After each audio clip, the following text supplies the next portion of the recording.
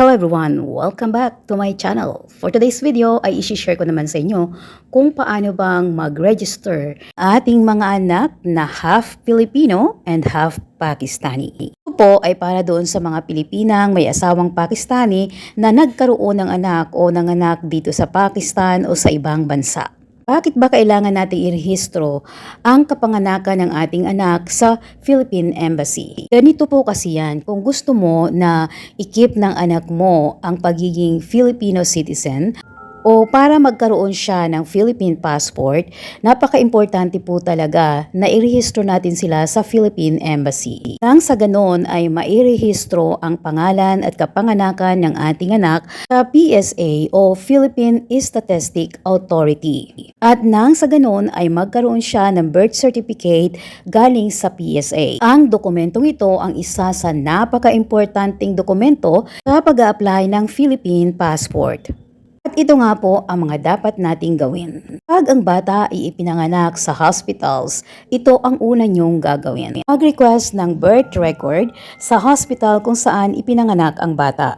Pagkatapos ay dalhin ito sa Union Council. Ang kadalasang gumagawa nito ay ang ating asawa. Pero kung wala ang ating asawa, pwede namang tayo ang gumawa. Kailangan lamang natin ng CNIC ng ating asawa at ng ating POC. Dalhin nyo na rin ang inyong marriage contract just in case na hingin nila. Siguraduhin na mayroon din kayong mga photocopy ng mga dokumentong inyong ipapasa. At ito nga ang mga step-by-step process at mga dokumentong kinakailangan nyo sa pag-forward ng birth date o birth record ng inyong anak sa Union Council. Union Council po dito sa Pakistan ay kadalasang makikita nyo sa inyong municipality o sa bawat distrito kung saan kayo nakatira. At para sigurado kayo sa address, isearch nyo muna ito online. Ay bayad po ang pagpaparehistro sa Union Council. Pag normal request, ito ay 50 rupees lamang.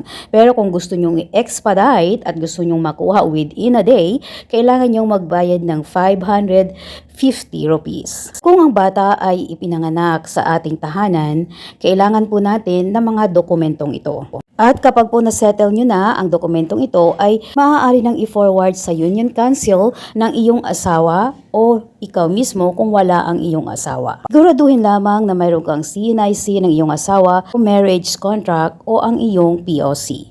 Siguraduhin lamang na mayroon kang photocopy ng mga dokumentong ito. At tulad din po ng mga nanganak sa hospital, mayroon din pong bayad ang registration. 50 rupees para sa regular o normal request at 550 rupees para sa expedition or kung gusto mong i-expedite ang iyong request within a day. Pag nakuha na natin ang birth certificate ng ating mga anak, forward naman natin ito sa MOFA or Ministry of Foreign Affairs for stamp or attestation. Ang bayad po ay 2,000 to 3,000 rupees. After naman natin itong mai-forward sa MOFA, ay atin namang i-forward sa NADRA. Ang NADRA po dito sa Pakistan ay parang PSA sa Pilipinas. Sa pagkakataong ito ay kinakailangan ang CNIC ng iyong asawa, ang iyong POC, marriage contract. Kung wala ka pong POC ay pwede naman ang visa. Pero ang pinaka-importante talaga na hinihingi nila ay ang CNIC o record ng iyong asawa, ang marriage contract at CNIC ng mga magulang ng iyong asawa. Para magkaroon ng iyong anak ng record dito sa Pakistan o kung sakaling gusto mo siyang kunan o hingan ng NCIC which is their national card, maaari mong request sa NADRA. Po nating kalimutang magkaroon ng photocopy ng lahat ng dokumentong ito bago pumunta sa mga ahensyang ito. Pagkatapos nating mairehistro sa NADRA, ay pupunta naman tayo ngayon o irerehistro naman natin sa Philippine Embassy para magkaroon ng record ang ating anak sa Pilipinas. At ang mga dokumentong ito ang kailangan mong dalhin para irehistro ang iyong anak sa Philippine Embassy. Ang bayad po sa registration fee ay 10,000 plus rupees.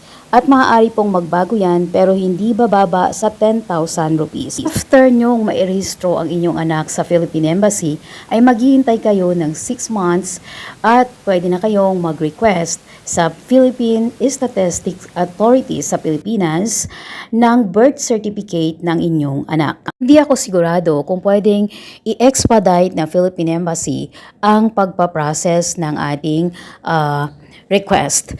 Pero ang mas maganda kung nandoon ka na rin lang ay ikaw na itanungin mo sila if ever na gusto mong i-expedite ang pagre-request ng birth certificate ng iyong anak. After mo itong mai-register sa Philippine Embassy. Ang normal na timeline ay 6 months. After 6 months ng iyong request sa Philippine Embassy, ay pwede ka nang mag-request ng birth certificate sa PSA sa Pilipinas. Ikaw po ang magre-request nito sa Pilipinas. Kaya kung mayroon kayong kapamilya, kaibigan o sino mang pwede niyong pagkatiwalaan para mag-request ng birth certificate ng inyong anak, ay magpadala na lamang kayo ng inyong authorization letter at syempre ng pera na pangbayad sa request. Ito nga po ang step-by-step process na pwede niyong gawin para i-rehistro ang inyong anak sa Philippine Embassy. Kailangan natin i-rehistro ang bata within 12 months. Kapag lumampas na ng 12 months ay magbabayad na kayo ng penalty. Another 10,000 plus rupees. At ito nga ang inyong babayaran kapag late registration na ang bata. At ito ang detailed information kung ano-ano ba yung mga dapat na bayaran kapag late registration na. O para maiwasan natin ito ay i-rehistro agad natin ang bata within 12 months. Ang pagpaparehistro ng ating mga anak sa Philippine Embassy ay hindi naman po mandatory. Iyan, may choices po tayo. Pwede naman po kasi na hindi nyo i-register sa Philippine Embassy ang inyong anak, yun nga lamang po ay hindi siya pwedeng magkaroon ng passport o Philippine passport o hindi siya magkakaroon ng record sa Pilipinas. Kung wala naman kayong planong gawing Filipino citizen o ikip ng anak nyo ang Philippine citizenship, then no need to register to Philippine Embassy. Pero kung talagang kinakailangan o gusto mong ikip o gusto mong magkaroon ng record sa Pilipinas ang iyong anak as Filipino citizen, then it is mandatory and you have to register the birth of your child to the Philippine Embassy.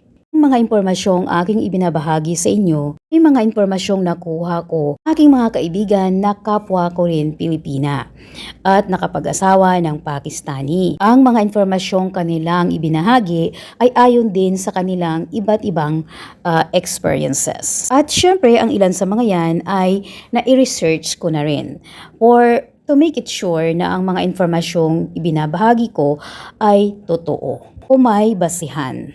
At kung ikaw na nanonood ng video ito ay mayroong pang nalalaman tungkol sa prosesong ito na hindi ko nabanggit or hindi namin alam, ay pwede mong i-share pamamagitan ng pagbibigay ng comments sa comments section below.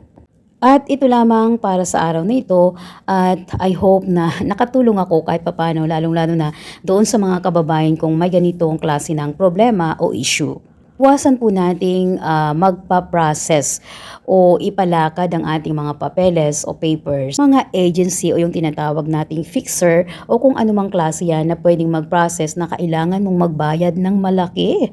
Hindi po ganun kalaki ang babayaran natin pagdating sa mga ganitong proseso kung ikaw mismo o ang asawa mo mismo ang magpa-process nito. Ang isa pa sa napakagandang mangyayari ay siguradong ang lahat ng dokumento mo ay hindi magkakaroon ng malaking problema o issue pagdating ng araw. Kasi nga, alam mo na ang lahat ng record at dokumentong iyong ipinorward ay legit at original. With this in mind, always keep photocopy of your records or legal documents so that whenever they ask or those agencies will ask your record, you have the photocopy to provide or give them. Be very careful with your original copies. This is all for today and thank you so much for watching. Please don't forget to subscribe and see you on my next video.